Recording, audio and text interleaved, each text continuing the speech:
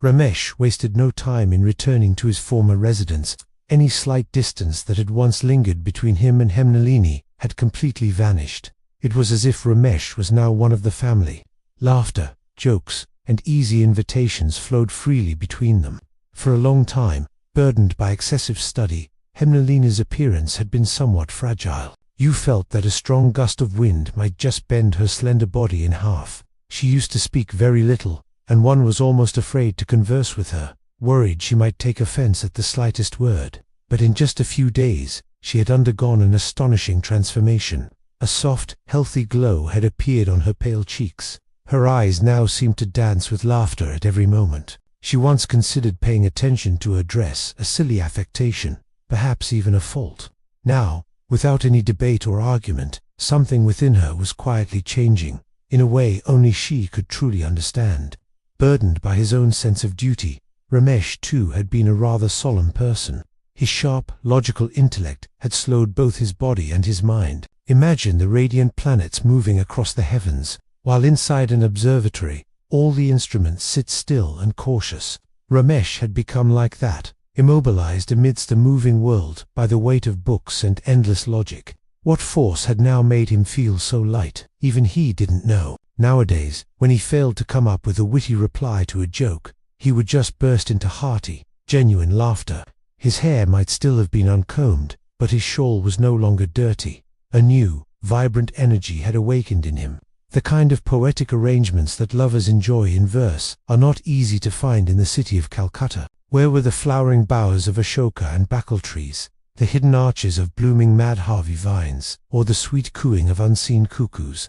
Yet, even this dry, hard, beautiless modern city couldn't restrain the magic of love.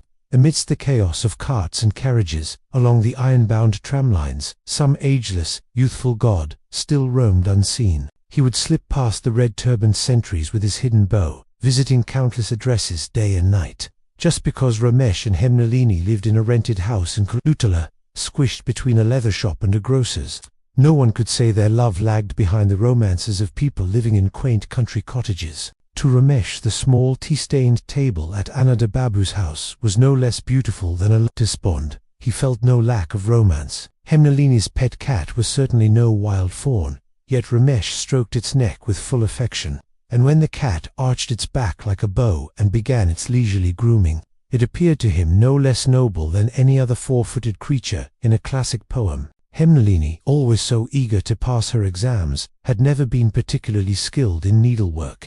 But lately, she had begun to learn sewing with great dedication from a talented friend.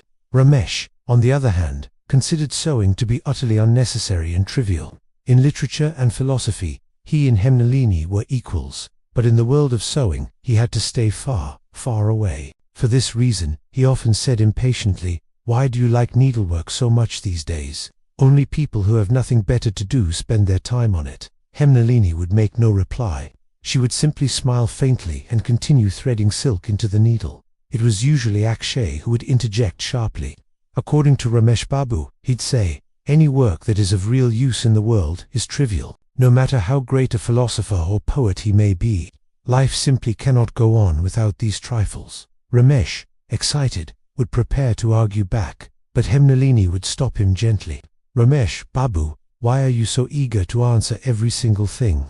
This only increases unnecessary talk." And saying this, she would lower her head and continue her careful, precise stitching. Then, one morning, Ramesh entered his study and found something on his table. It was a blotting book, covered in rich velvet and embroidered with silk flowers. In one corner was the letter R, and in another, a lotus beautifully stitched in golden zari thread. It took him no time at all to understand its history and its meaning. His heart leaped. His inner being accepted, without any debate, that sewing was not a trivial matter at all. Clutching the blotting book to his chest, he was even ready to concede defeat to Akshay. He opened the book immediately, placed a fresh sheet of paper inside, and wrote a note. "If I were a poet, I would repay you with a poem. But I have been denied such talent. God has not given me the power to give, but to receive is also a power. How I have received this priceless gift is known only to the all-knowing. A gift is visible to the eyes, but the acceptance of it remains hidden in the heart. I am ever indebted to you. This note soon fell into Hemnalini's hands. After that, neither of them spoke a single word on the matter. The silence and the shared understanding were enough. Soon, the monsoon approached. For city dwellers, the rainy season is not always a pleasant time. It feels like it truly belongs to the wilderness. In the city, houses closed their windows, passers-by hurried with their umbrellas, and tramcars lowered their blinds, all trying in vain to resist the rain, only to become muddy and clogged. But out in the country, the mountains, forests, rivers, and plains welcomed the monsoon with a joyful noise. That is where its true festival lay.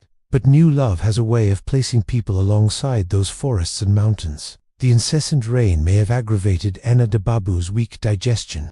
Yet in Ramesh and Hemnalini there was no decline in cheerfulness. The shadow of the clouds, the deep rumble of thunder, and the constant pouring rain only seemed to draw their minds closer together. Ramesh's trips to court increasingly ceased because of the rain. Some mornings, the downpour was so heavy that Hemnalini, looking out the window with a mix of concern and something else, would say,